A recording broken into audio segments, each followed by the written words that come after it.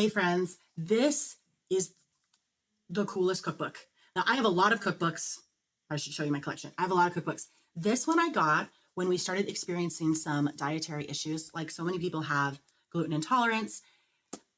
We started looking into like ancient wheat. So this has just been a really cool cookbook with exploring ancient wheat, how to use it, how to manipulate it. We've had this since 2018 and it's really cool. It just has so many recipes. So things, I'm going to be honest, I did not know you could make with ancient wheat, with wheat that is not, you know, the short, new, modern wheat that we have today. It's amazing what you can make with this. But my favorite thing, the thing that I love, well, I love everything about it, but this taught me how to make my sourdough starter. So I made my sourdough starter, perfect instructions in here, absolutely perfect. And I made it with ancient wheat.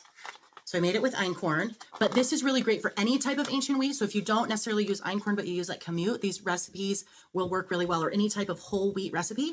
But I made my sourdough. I might not be able to find the page. Back in 2017, it is still going strong.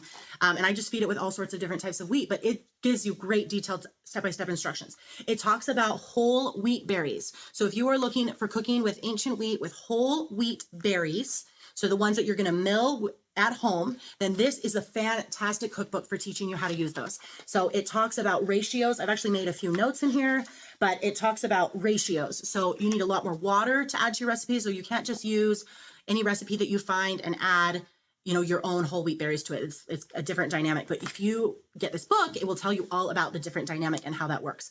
But you can make everything all the way from almond sugar cookies, so sweet things, to savory things, to apple pie, so pie crusts, Korean dumplings, but the bread is really, once you kind of figure out how to manipulate the bread, and you really, the best thing about this book, it's not the recipes. You can get recipes anywhere. It is just the incredible amount of knowledge it gives you about working with whole wheat berries and sourdough, and the ratios that you need, and the water content that these types of berries require. So that is the best thing about this book. This is why you would want to get this book, not necessarily for the recipes, although they're great. I don't want to give off any impression that I don't love the recipes, but really it's all about the specific, amazing details that they give you and the wealth of knowledge they give you about the wheat berry itself. So enjoy.